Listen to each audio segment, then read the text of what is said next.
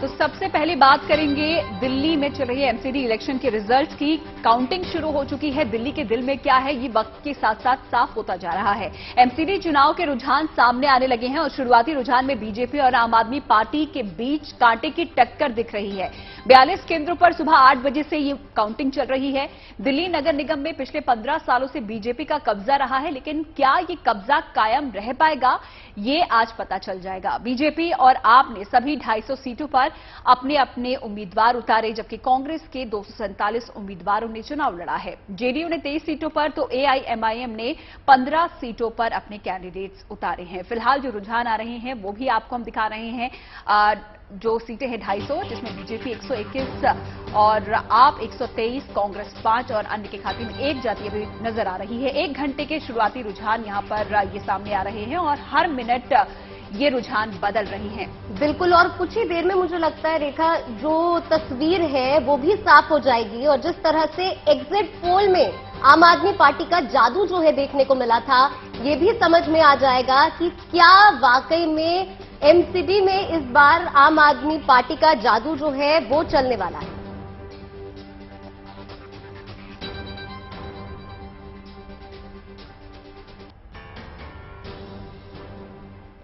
देखिए, फिलहाल दिल्ली एमसीडी के जो शुरुआती रुझान सामने आ रहे हैं उसमें बीजेपी और आम आदमी पार्टी के बीच कांटे का मुकाबला जो है वो देखने को मिल रहा है। हालांकि आम आदमी पार्टी के दफ्तर में जश्न की एडवांस तैयारियां शुरू हो चुकी हैं, लेकिन नतीजों पर बीजेपी की भी निगाहें रह रही हैं। बीजेपी अंतिम नतीजों के इंतजार में है। सबसे बुरा हाल कांग्रेस का है, जो दहाई के आंकड़े को भी छूने की स्थिति में नहीं नजर आ रही है। मतगणना के लिए दिल्ली में 42 मतगणना केंद्र बनाए गए हैं। सुरक्षा इंतजाम बेहद सख्त है, पुख्ता इंतजाम किए गए हैं। 20 कंपनी पैरामिलिट्री फोर्स की तैनात की गई है। 4 दिसंबर को 250 वार्डों में कुल 50.47% मतदान हुआ, जो साल 2017 के मुकाबले लगभग 3% कम दर्ज किया गया। तो 6 तस्वीरें आपके टीवी स्क्रीन पर। आज एमसीडी का फाइनल नतीजा आने वाला है और साथ ही में साफ हो जाएगा कि आखिरकार किसकी होगी जीत।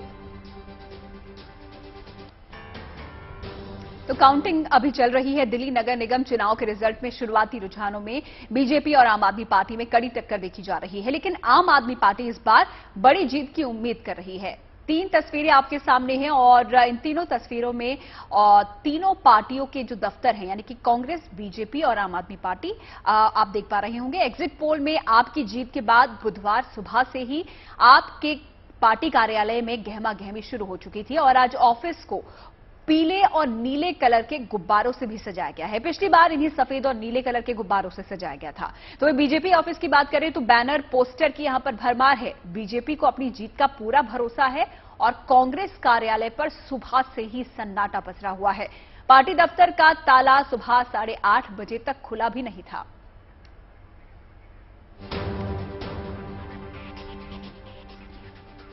देखिए, दिल्ली एमसीडी चुनाव के फाइनल रिजल्ट आने से पहले ही आम आदमी पार्टी के दफ्तर में पहले से ही जश्न का माहौल जो है वो बनने लगा है।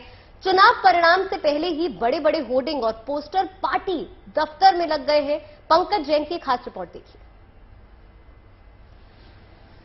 तस्वीरों के जरिए उत्साह आम आदमी पार्टी का हम आपको दिखाते हैं। यहां पर मुस्कुराती हुई तस्वीर है अरविंद केजरीवाल की। नमस्कार वो कर रहे हैं और ये नया चेहरा अरविंद केजरीवाल का यहां पे नजर आ रहा है और साथ ही साथ नया नारा, अच्छे होंगे 5 साल एमसीडी में भी केजरीवाल। ये नारा कहां से आया? पिछली बार जब विधानसभा चुनाव था तो विधानसभा चुनाव के दौरान ही आम आदमी पार्टी ने अच्छे होंगे 5 साल, दिल्ली में भी केजरीवाल, इस तरह के नारे इजाद किए थे, उनका प्रचार प्रसार किया था। और जाहिर सी बात है कि दूसरी बार जब विधानसभा चुनाव के मैदान में उतरी थी आम आदमी पार्टी तो इस नारे का जबरदस्त इस्तेमाल किया था। लेकिन अब जिस तरह का एग्जिट पोल सामने आया है उसके बाद कहीं ना कहीं आम आदमी पार्टी अपनी जीत को लेकर आश्वस्त है। और पार्टी दफ्तर आप देखिए, यहां पर पीले और नीले गुब्बारे जो हैं उससे पूरे दफ्तर को सजाया गया है और साथ ही साथ यहां पे पूरी तैयारी की गई है।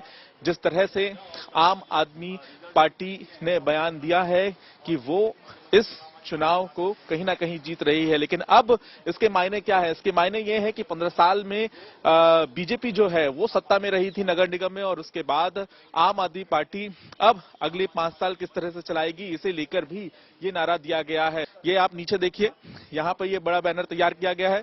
थोड़ा और आगे आपको लिए चलते हैं, यहाँ पे ये पोस्टर सामने आपको नजर आएगा। इस तरह के पोस्टर भी बनाए गए हैं। ये नारा कितना कारगर साबित होगा आम आदमी पार्टी के लिए, ये भी देखना दिलचस्प होगा। आम आदमी पार्टी दफ्तर से कैमरामैन अंकित सिंह के साथ पंकज जैन, दिल्ली। तो आम आदमी पार्टी के दफ्तर में तो पूरी तैयारी है, क्योंकि जीत को लेकर आश्वस्त यहां पर आप नजर आ रही है। एमसीडी में आम आदमी पार्टी की जीत के लिए अरविंद केजरीवाल ने पूरी ताकत झोंक दी थी और आज फैसले का दिन है। फाइनल रिजल्ट से पहले अरविंद केजरीवाल के पिता गोविंद राम केजरीवाल को बेटे की जीत पर पूरा भरोसा है।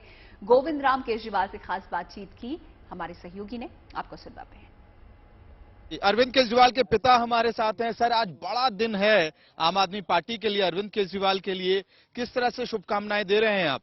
हम तो भगवान से यही कह रहे हैं भी सबका भला हो, तो इसका होगा तो ये सारा अपना इतना 3 पहाड़ जैसे लगे हुए हैं, कूड़े के पहाड़ लगे हुए हैं, उनको सफाई हो जाएगी। और गली गली में जो है सब होता है सब, तो वो भी सफाई करेंगे, स्वास्थ्य का ध्यान रखेंगे। तो इसलिए दिल्ली की सेवा। आपको भी उम्मीद है कि आज बड़ी जीत होगी आम आदमी पार्टी की?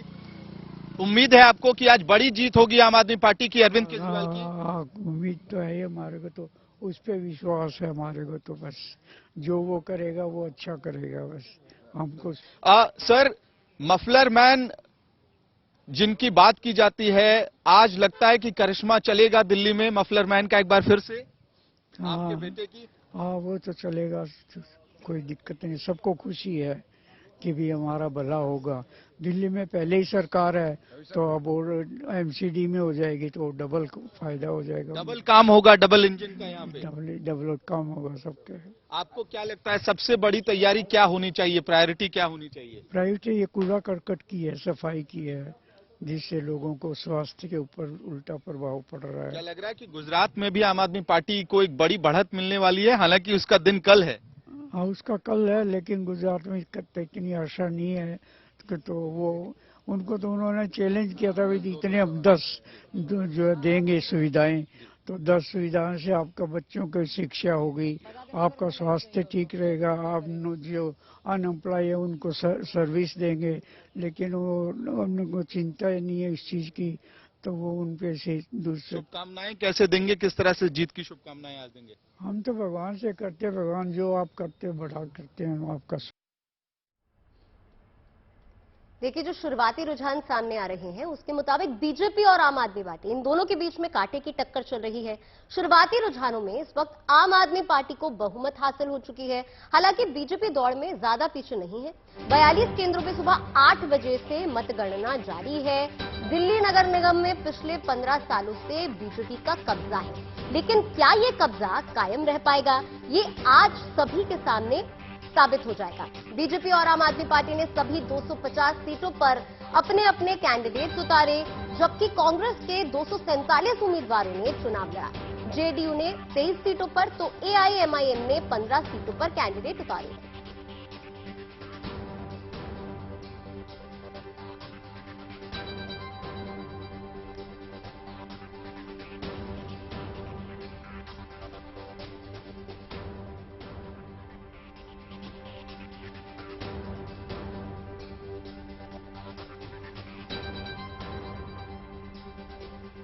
तो कौन जीतेगा दिल्ली का दरबार, कुछ ही घंटों बाद ये साफ हो जाएगा। फिलहाल शुरुआती यहां पर जो रुझान आ रहे हैं उसमें बीजेपी और आप देख रहे हैं 116 पर बीजेपी आगे चल रही है, तो आप 128 पर। 1 घंटे के शुरुआती रुझान में कांटे की टक्कर इन दोनों पार्टियों के बीच में देखी जा रही है। तो चलिए, रुझान जब नतीजों में बदलेंगे वो खबर भी आप तक हम पहुंचाएंगे, कौन जीतता है दिल्ली का एमसीडी इलेक्शन। अब बात काशी की कर लेते हैं। 1 महीने तक चलने वाले काशी तमिल संगमम में मंगलवार की शाम बीएचयू के एम्फी थिएटर ग्राउंड में देव दीपावली सरीखा नजर दिखा। तमिल कार्तिक पूर्णिमा पर दक्षिण में धूमधाम से मनाए जाने वाले कार्तिकेय दीपम उत्सव के मौके पर काशी में लाखों दिए जगमग हुए। दो तस्वीरें आपके सामने हैं। एक तरफ वाराणसी की तस्वीर है तो दूसरी तरफ चेन्नई की तस्वीर है। काशी में इस अद्भुत छटा को निहारने के लिए तमिलनाडु के मेहमानों के साथ ही बीएचयू के छात्र भी जुटे रहे। हजारों दियों की टिमटिमाती लड़ियों की अटखेलियां देखकर मेहमान वहां पर जमकर सेल्फी लेते नजर आए। दक्षिण की परंपरा के अनुसार पूजन अर्चन के बाद यहां पर आतिशबाजी भी हुई।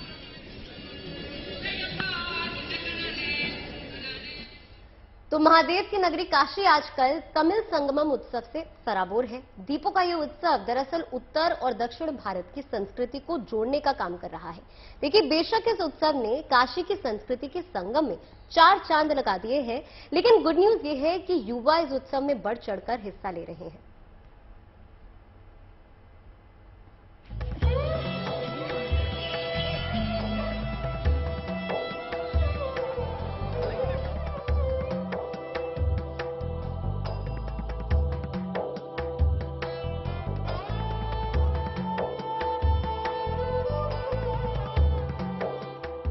ये दीप से दीप जलाने की परंपरा है।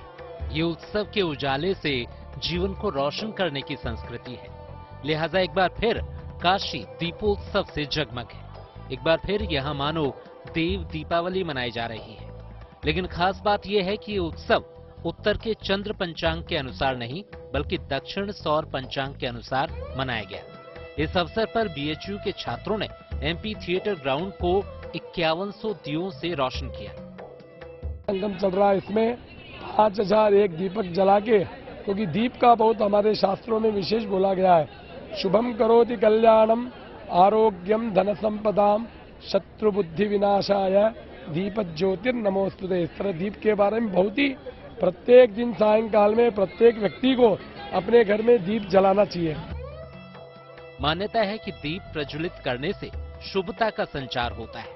इसी वजह से चाहे उत्तर हो या दक्षिण, हिंदुस्तान के हर कोने में उत्सव की खुशियों में 4 चांद लगाते हैं ये जगमग दिए। हर साल दक्षिण भारत में कार्तिकेय दीपम उत्सव धूमधाम से मनाया जाता है, लेकिन शिव की काशी ने रामेश्वरम की संस्कृति को भी अपने वैभव से जोड़ लिया है। ये शुभ तस्वीर उसी का परिणाम है।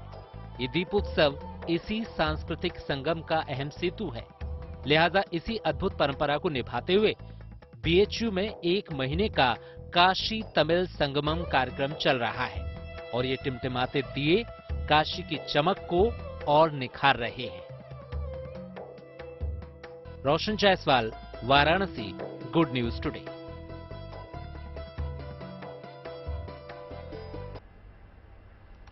और चलिए अब आपको कराते हैं नई अयोध्या के दर्शन। भक्ति और आस्था का संगम लिए एक ऐसी नगरी जो कि अब विकास की नई कहानी लिखने जा रही है। रेलवे स्टेशन हो, एयरपोर्ट हो या फिर सड़कें, भविष्य की अयोध्या में आधुनिकता और संस्कृति का गजब का समावेश देखने को मिलेगा। मंदिर का निर्माण कार्य तेजी से आगे बढ़ रहा है और क्या सुविधाएं रामनगरी से जुड़ने वाली हैं, दिखाते हैं आपको इस रिपोर्ट में।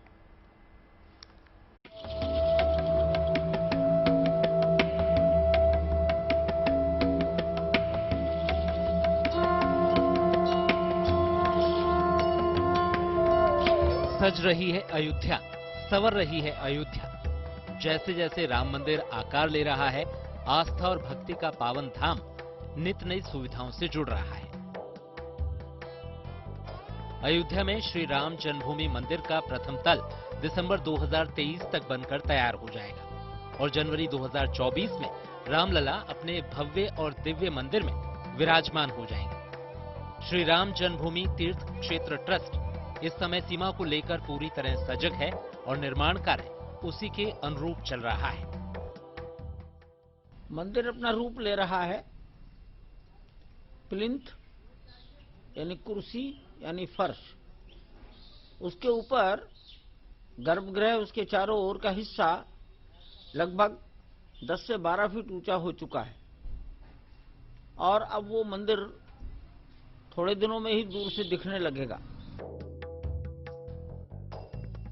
सिर्फ राम मंदिर का निर्माण ही नहीं, अयोध्या के चौतरफा विकास की भी तैयारी है। गुड न्यूज ये है कि अयोध्या में नया टाउनशिप विकसित किया जा रहा है। हवाई अड्डे का काम भी रफ्तार पकड़ रहा है। सड़कों को चौड़ा किया जा रहा है।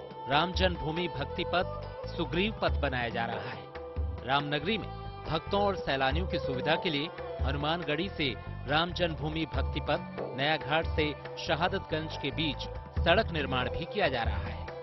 जिस रफ्तार से अयोध्या में निर्माण कार्य चल रहा है, उम्मीद यही कि भक्तों को जल्द ही भव्य और दिव्य अयोध्या के दर्शन होंगे और रामलला की नगरी विकास और धार्मिक सांस्कृतिक सौंदर्य के नए पैमाने गढ़ेगी। Banbir Singh, Ayodhya, good news today.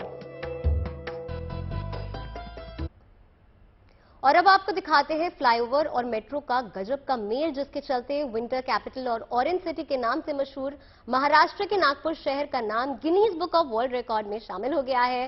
तो देखिए, इसका श्रेय NHAI और महा मेट्रो की टीम को जाता है। नागपुर में बनाए गए हाईवे, फ्लाईओवर और मेट्रो रेल के साथ सिंगल कॉलम पर समर्पित सबसे लंबे डबल डेकर वायाडक्ट की वजह से शहर का जो नाम है वो Guinness book of world record में दर्ज हो गया है। ये श्रेष्ठ इंजीनियरिंग का एक बड़ा नमूना है, बड़ा कमाल है। ऐसा आपने पहली बार ही देखा होगा कि पहले फ्लाईओवर बनाया गया, उसके पिलर के सहारे दूसरे लेवल पर मेट्रो की लाइन है और फिर नीचे हाईवे है। आज ये वायडक्ट लोगों के आकर्षण का केंद्र भी बना हुआ है। लोग इसे देखने और इस पर वाहन चलाने का मजा लेने भी लगातार आ रहे हैं। तो चलिए अब आपको बताते हैं इस डबल डेकर वायडक्ट की क्या खासियत है, इसमें क्या कुछ खास है। तो देखिए, ये 3.14 किलोमीटर का सबसे लंबा डबल डेकर वायडक्ट है। वाडा रोड पर बने इस वायडक्ट में 3 मेट्रो स्टेशन हैं। देखिए, छत्रपति नगर, जयप्रकाश नगर और उज्जवल नगर इसमें शामिल है। इन स्टेशनों की जो डिजाइन है और क्रियान्वयन है, किसी चुनौती से कम नहीं था। डबल डेकर वायडक्ट पर पहले लेवल पर हाईवे का फ्लाईओवर होता है, जिस पर ये वाहन जो है वो गुजरते हैं। फ्लाईओवर के पिलर के सहारे मेट्रो की लाइन होती है, जिससे मेट्रो गुजरती है। इसमें सबसे नीचे हाईवे होता है। ऐसी त्रिस्तरीय प्रणाली शहर में ट्रैफिक की समस्या को कम करने में काफी ज्यादा मददगार साबित होती है। बात अगर इस प्रोजेक्ट की करें तो ये प्रोजेक्ट 5 मार्च 2019 में शुरू हुआ था, जिसके बाद 13 नवंबर 2020 को इस हाईवे को खोल दिया गया। ये डबल डेकर वायडक्ट किसी भी मेट्रो रेल प्रणाली पर सबसे लंबा रास्ता है। तो देखिए, केंद्रीय सड़क परिवहन और राजमार्ग मंत्री नितिन गडकरी ने सबसे लंबे डबल डेकर वायडक्ट का निर्माण कर Guinness book of world record में इसे हासिल किया। हमारा जो DPR एस्टिमेट 3 लाख का था, बट वो पूरे प्रोजेक्ट का था और वो कई सालों तक अचीव होता है। एक तो ये हो गई बात।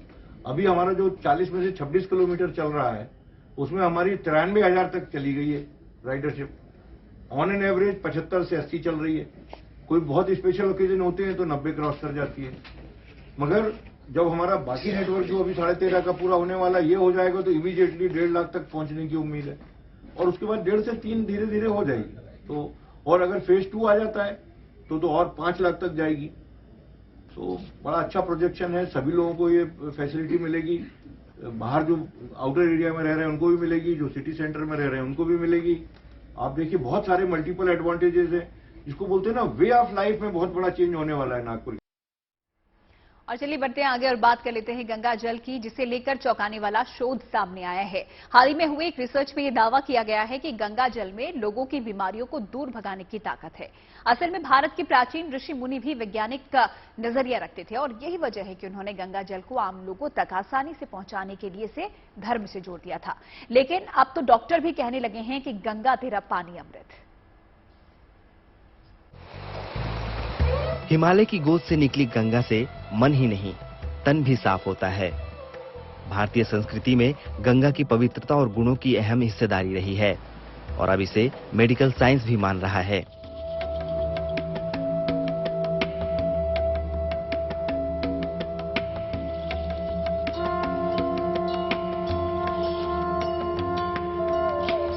ग्रंथों में गंगा को देव नदी कहा गया है। विभिन्न धार्मिक कार्यक्रमों में गंगा जल का उपयोग किया जाता है। विश्व में गंगा ही ऐसी नदी है जिसका जल कभी बासी नहीं होता। इतने सालों बाद वैज्ञानिकों ने गंगा जल की महत्ता को पहचाना है। उनका मानना है कि गंगा जल कई तरह के इन्फेक्शन यानी संक्रमण के इलाज में रामबाण साबित हो सकता है। एम्स दिल्ली की एक रिसर्च में ये दावा किया गया है। गंगा के पानी से ही इसकी आप शुरुआत करें कि गंगा पानी कुछ 1896 में ही हो गया था और तब से अब तक इसमें काफी काम हो चुका है। यही एक कारण था कि जब ब्रिटिश ईस्ट इंडिया कंपनी के शिप जाते थे कलकत्ता से इंग्लैंड, तो लगभग 3 महीने का समय लगता था, और पीने का पानी वो जो लेते थे वो गंगा का पानी ही कलकत्ता तक यूज करते थे और कभी सड़ता नहीं था। तो ये गंगा की प्रॉपर्टीज बहुत पहले से नोन है। रिसर्च के मुताबिक गंगा जल में कुछ खास तरह के बैक्टीरिया पाए जाते हैं जो इंसानों के गंभीर संक्रमण के इलाज में कुछ एंटीबायोटिक से भी ज्यादा असरदार हो सकते हैं। दावा किया गया है कि कई एंटीबायोटिक यूरिन इन्फेक्शन, सर्जरी के दौरान लगे कट, फेफड़ों और डायबिटीज जैसे इन्फेक्शन में अपना असर खो रहे हैं, लेकिन दावा है कि गंगा जल इनके इलाज में असरदार साबित हो सकता है। गंगा का जहां तक सवाल है कि गंगा का पानी में जो ऐसी प्रॉपर्टी है सेल्फ हीलिंग की, ये बहुत पहले से नोन है। यदि मैं बैक्टीरियोफाज रिलेटेड ही बात करूं, क्योंकि यही एम्स की रिपोर्ट आई है, तो ये 1896 में जो सबसे पहले हैंकिन है, ब्रिटिश माइक्रोबायोलॉजिस्ट थे, उन्होंने देखा था कि गंगा के पानी में, कलकत्ता आदि में कहूं स्पेसिफिकली, तो वहां से उन्होंने देखा था कोई ऐसी एक्टिविटी है जो वो है इसको कोलेरा वगैरह के जो कॉज करता है पैथोजन, तो उसको मार देता था। तो असल में एम्स दिल्ली के माइक्रोबायोलॉजी डिपार्टमेंट ने 4 साल पहले गंगा जल पर रिसर्च शुरू किया था। वाराणसी के अलग अलग घाटों से गंगा जल का सैंपल लिया गया था।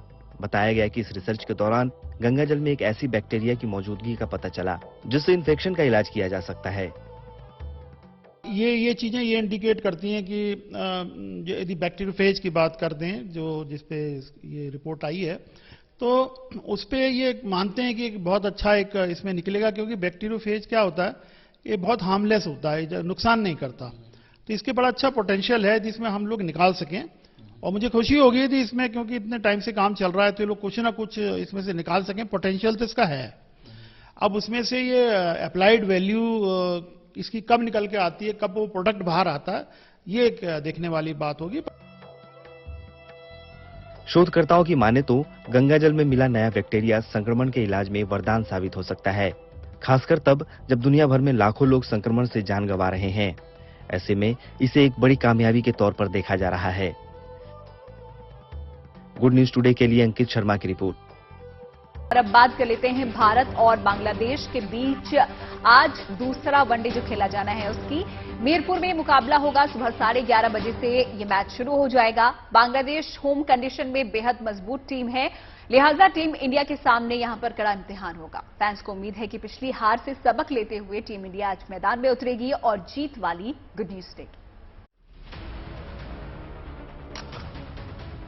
आज हिसाब बराबर होगा। सामने है बांग्लादेश और टीम इंडिया की नजर है जीत पर, लिहाजा मीरपुर में घमासान तय है। पिछले वनडे में शिकस्त के बाद टीम इंडिया आज हर हाल में सीरीज में वापसी करना चाहेगी। चुनौती कड़ी है क्योंकि अपने मैदान पर बांग्लादेश बेहद मजबूत टीम है। आंकड़े भी इसकी तस्दीक करते हैं।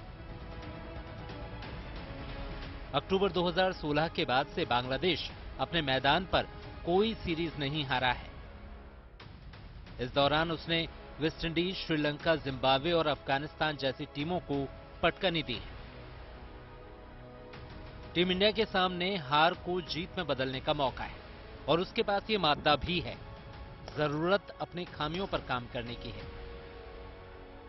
गेंदबाजी टीम इंडिया का कमजोर पहलू साबित हुआ है। हालांकि पहले वनडे में बल्लेबाजों ने भी निराश ही किया था, लेकिन इस टीम में टैलेंट की कमी नहीं, बस मौकों को भुनाने की जरूरत है। दोनों टीमों के बीच अब तक कुल 37 वनडे मुकाबले खेले गए हैं, जिनमें से 30 में भारत को और 6 में बांग्लादेश को कामयाबी मिली है, जबकि एक मैच बेनतीजा रहा। उम्मीद यही कि टीम इंडिया इसी दबदबे को कायम रखेगी और जीत के साथ सीरीज में जोरदार वापसी करेगी। Bureau report, good news today. Drink and drive से होने वाली दुर्घटनाओं को लेकर बच्चे भी संवेदनशील हो चले हैं और इस बारे में सोच रहे हैं। इस समस्या के हल पर भी काम कर रहे हैं और इसका एक ऐसा ही उदाहरण दिखा है रांची में। जहां पर ऐसी दुर्घटनाओं को रोकने के लिए सेंट जेवियर स्कूल के 6ठी कक्षा के 4 बच्चों ने सेंसर वाला अनोखा हेलमेट बनाया है, जो न सिर्फ शराब की स्मेल को डिटेक्ट कर लेगा बल्कि बाइक को स्टार्ट भी नहीं होने देगा। और अगर कोई हेलमेट पहने बगैर बाइक चलाना चाहेगा तो बाइक स्टार्ट नहीं होगी। जाहिर है इससे शराब पीकर बाइक चलाने वालों की जान बचाई जा सकेगी। इस प्रोटोटाइप मॉडल को छात्र अविराज सिंह, वत्सल सरावगी, पार्थ और आरव पोद्दार ने तैयार किया है। तो बताते हैं आपको अब इस हाईटेक हेलमेट की खासियत क्या है। दरअसल हेलमेट को आधुनिक टेक्नोलॉजी के साथ तैयार किया गया है और इसमें एक खास तरह की चिप और एक अलर्ट सिस्टम लगाया हुआ है, जिससे कि शराब पीने वाले शख्स की गाड़ी खुद ब खुद रुक जाएगी, क्योंकि ये सेंस कर लेगा हेलमेट जो है। ये हेलमेट पहनने पर बाइक की स्पीड लिमिट भी तय सीमा से ज्यादा नहीं होगी, यानी कि उसको पहले से ही सेट कर दिया जाएगा कि इस स्पीड से ऊपर बाइक नहीं जाएगी। सेंसर वाला ये हेलमेट शराब की स्मेल को भी डिटेक्ट कर सकता है और इसी के आधार पर वो आगे बाइक वाले को बाइक नहीं चलाने देगा। इसके सेंसर बाइक को स्टार्ट नहीं होने देंगे, यानी कि अगर कोई हेलमेट पहने बगैर बाइक चलाना चाहेगा भी तो बाइक स्टार्ट ही नहीं होगी। लोग इसको क्या बोलते हैं जी, जो तो झारखंड में हर साल सड़क हादसों की वजह से करीब 3,500 लोगों की जान जाती है और इसमें सबसे ज्यादा मौत ओवर स्पीड की वजह से होती है। सबसे ज्यादा बाइक राइडर्स अपनी जान गंवाते हैं। तो अब इन बच्चों ने ड्रिंक एंड ड्राइव और बिना हेलमेट ड्राइव को रोकने का तरीका ढूंढ लिया है। इस नायाब इजाद के लिए बच्चों को खूब बधाइयां भी मिल रही है और बच्चों ने भी भरोसा दिलाया है कि वो आने वाले समय में स्पीड कंट्रोल और सेफ्टी फीचर के साथ हेलमेट के मॉडल डेवलप करने पर भी काम करेंगे। इस हेलमेट को हम लोग पहनेंगे तब तक व्हीकल ऑन ही नहीं होगी, तो इसको पहनना पड़ेगा हम लोग को। और अगर अब उसको वो नेसेसरी हो गया कि वो पहनेगा, अब जैसे ही वो पहना, अब उसके बाद वो जब भी अल्कोहल को थोड़ा सा भी कंज्यूम करेगा तो उसके जो ब्रेथ में अल्कोहल मॉलिक्यूल्स जो वो तो रहेंगे ना, जो स्मेल आते हैं उससे, हाँ, तो उसी को ये सेंस करेगा और उसके बाद ये व्हीकल स्टॉप हो जाएगा। यहाँ पे हम लोग यहाँ पे हाथ रखेंगे तो फिर यहाँ पे ये व्हीकल मूवमेंट में आ गया। रेड लाइट उसके लिए होता है और जैसे ये डीओ होता है, इसमें अल्कोहल है, तो फिर अगर हम लोग इसको ये जैसे गाड़ी चल रहा है तो फिर अगर इसको हम लोग उसके सेंसर अल्कोहल सेंसर पे तो ये देखिए ब्लू लाइट जल गई और गाड़ी बंद हो गई। हाँ, बंद हो गई। इसमें स्पीड मतलब स्पीड मॉड्यूलेटर जो होता है वो भी लगेगा। इटली के माउरा और स्टैनफानिया अपनी शादी की 40वीं सालगिरह को यादगार बनाने के लिए ताजमहल घूमने आए। इस जोड़े को ताजमहल की आबो हवा इस कदर रास आई कि इन्होंने एक बार फिर अपने प्यार को 7 जन्मों में बांधने का फैसला कर लिया। देखिए कैसे 40 साल पुरानी मोहब्बत कैसे फिर से जवां हो गई, वो भी ताज के साए में।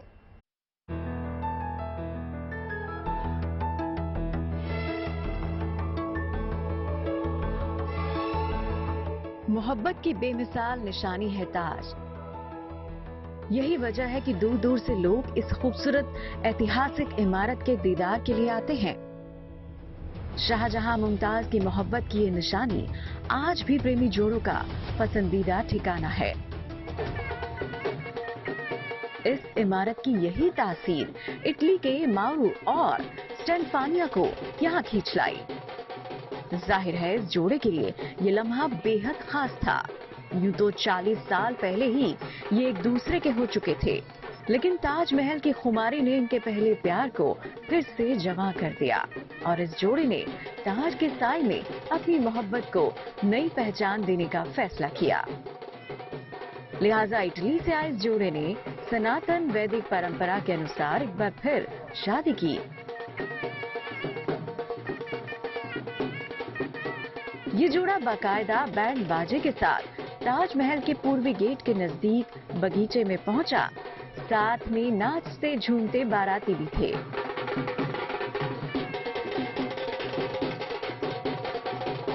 इसके बाद इटालियन कपल ने एक दूसरे को वरमाला पहनाई और इस लम्हे ने शादी की 40वीं सालगिरह को बेहद खास बना दिया।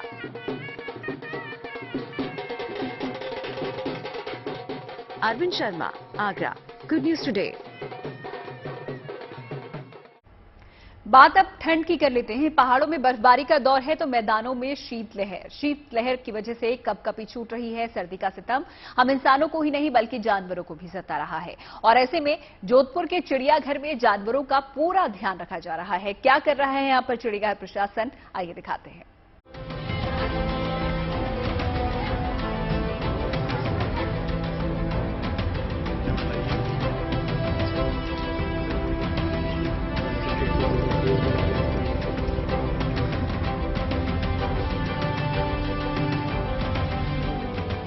ये तस्वीरें राजस्थान के जोधपुर के माचिया चिड़ियाघर की है, जहां जानवरों को ठंड से बचाने के लिए खास इंतजाम किए गए हैं।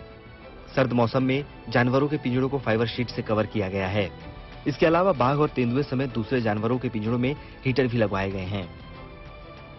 साथ ही ऐसे बाड़े तैयार करवाए गए हैं जहां वो आसानी से धूप का मजा ले सकें।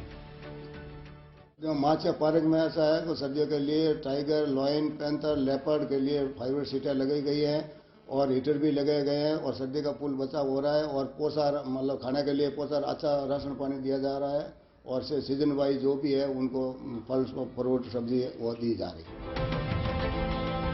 इस चिड़ियाघर में लगभग सभी तरह के जीव हैं। तेज धूप होने तक ये पिंजरे से बाहर रहते हैं और बाद में अपने कमरों में चले जाते हैं। बदलते मौसम के साथ चिड़ियाघर प्रशासन लगातार जानवरों के स्वास्थ्य पर नजर बनाए हुए है। यही वजह है कि बढ़ती ठंड के साथ उनकी डाइट में भी बदलाव किया गया है। वहां मांसाहारी जानवरों को उबला हुआ मांस दिया जा रहा है, जबकि शाकाहारियों को इस मौसम में होने वाली ताजा सब्जी परोसी जा रही है ताकि वो पूरी तरह से फिट रहें। Ashok Sharma, good news today, Jodhpur.